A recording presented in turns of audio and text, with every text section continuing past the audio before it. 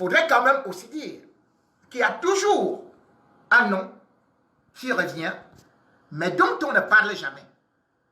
Monsieur Séraphin Fouda, secrétaire général ou bien bras droit de Ngongo, dont tout le monde parle.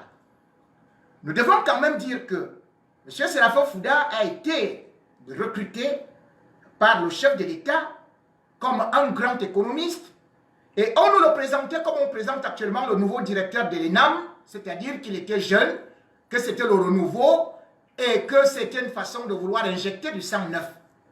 Mais elle est venue avec des méthodes anciennes, toujours avec l'affaire des caisses noires et des détournements.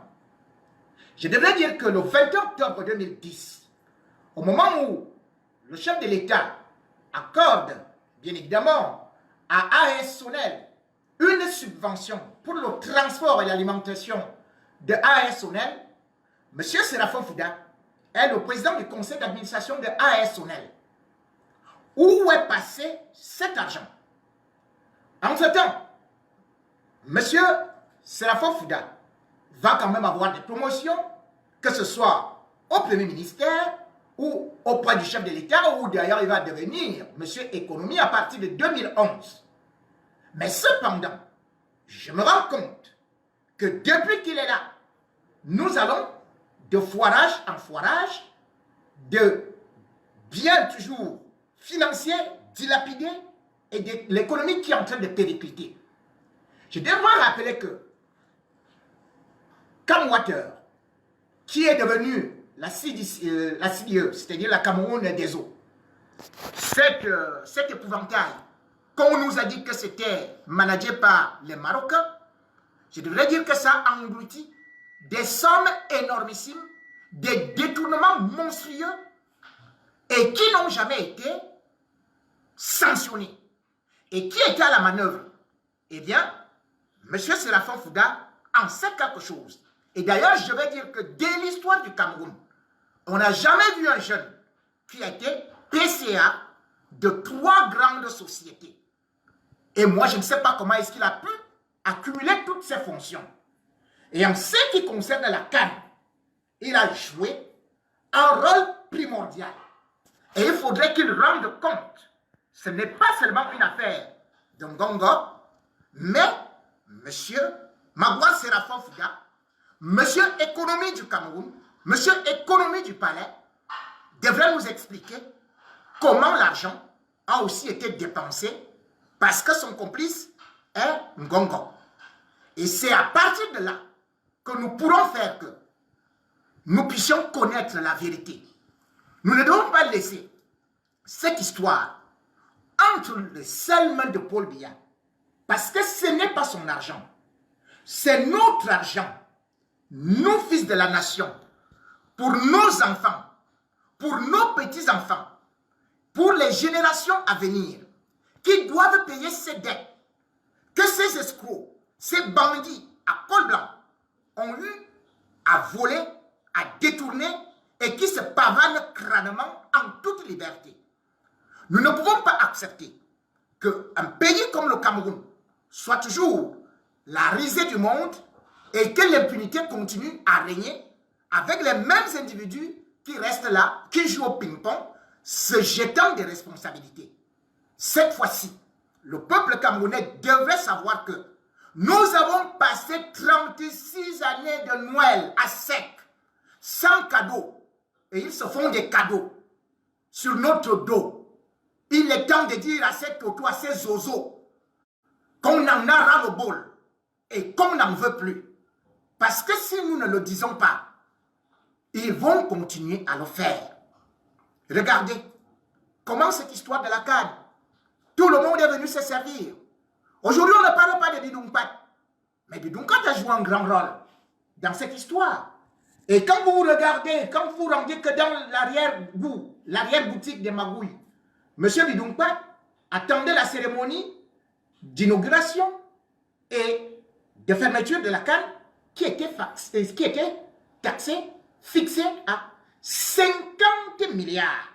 Rien que pour la cérémonie d'ouverture et de fermeture de la CAN.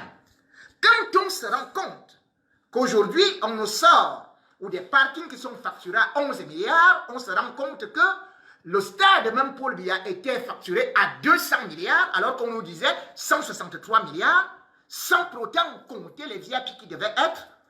On se dit, ces gens sont méchants. Ils sont méchants pour les générations à venir. Ils sont méchants même pour leur propre famille. Parce que, même au sein de leur famille, ils sont égoïstes. Regardez, M. Séraphin Fouda, ses études ont été payées par qui? Par Madame Bachet, Bernadette. Alors, cette dame-là aujourd'hui ne marche pas. Elle qui s'est occupée de ce garçon qui venait d'une famille de 10 enfants et qui est actuellement en Suisse où elle ne peut pas se déplacer. Mais M. Séraphin Fouda est incapable d'aller aussi offrir un petit cadeau de Noël à cette maman depuis que lui, il est entré au palais. Quelle ingratitude! Il en est le même d'Ngongo. Quand on se rappelle qu'Ngongo, qu'il a amené là,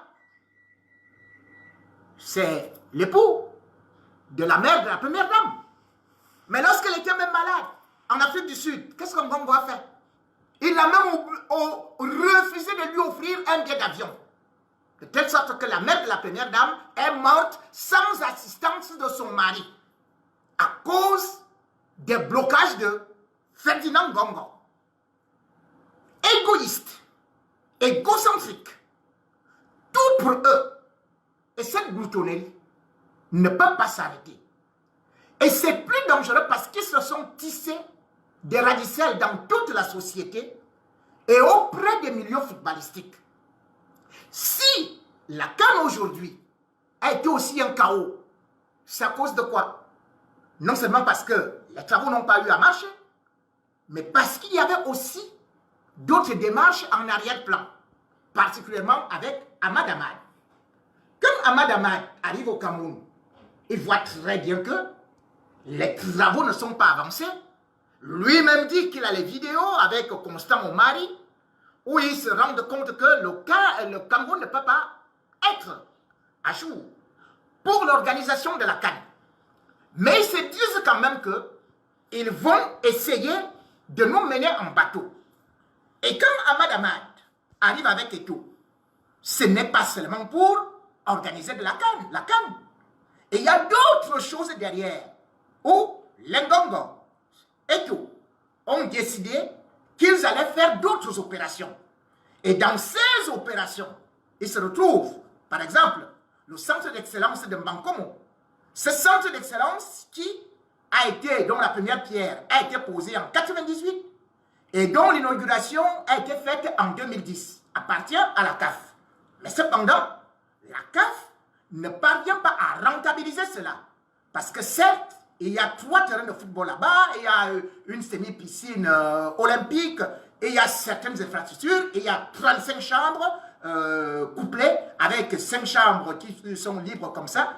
Mais la CAF a constaté que, après l'inauguration en 2014, avec Issa Hayatou et Seb Blatter, maintenant qu'ils ne sont plus aux affaires, eh bien, Ahmad Ahmad a dit qu'il faut vendre le centre de Mbankomo qui appartient à la CAF.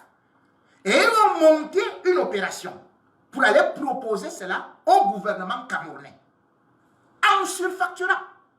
Donc, quand Eto'o vient avec Ahmad Ahmad, ils savent très bien qu'ils vont faire une autre opération avec les Ngongo pour que le centre d'excellence de Mbankomo soit vendu à 90 milliards à l'État camerounais. Les caisses étant vides et le gouvernement du Cameroun ne pouvant plus avancer, voilà là où il y a le premier fragment. Et Ahmad Ahmad, qui bien évidemment attend que ce levier soit activé pour que lui aussi puisse accorder quelque chose au Cameroun, se rend compte que ça a foiré. Entre-temps, Samuel Eto'o, lui aussi, il a un autre projet. Le projet de faire venir Rihanna. Et Rihanna, je devrais dire que Samuel Eto'o n'est pas en contact avec lui. Parce que Rihanna, selon nos enquêtes, selon mes enquêtes, ne connaît pas Eto'o. Eto'o n'a pas pris de contact avec ses agents. Mais cependant, il était dit que derrière cela, avec bien évidemment le mandat de l'État du Cameroun. Ils pouvaient donc se présenter auprès des agents de Rihanna, négocier un prix et venir bombarder cela à l'État camerounais avec la complicité de Ngongo. Le même groupe. Donc en réalité, cette structure qui devait organiser le concert, ça devait donc être un concert avec ce qu'on appelle la Fondation Samuel Eto'o. Mais en réalité, c'est là où j'en viens.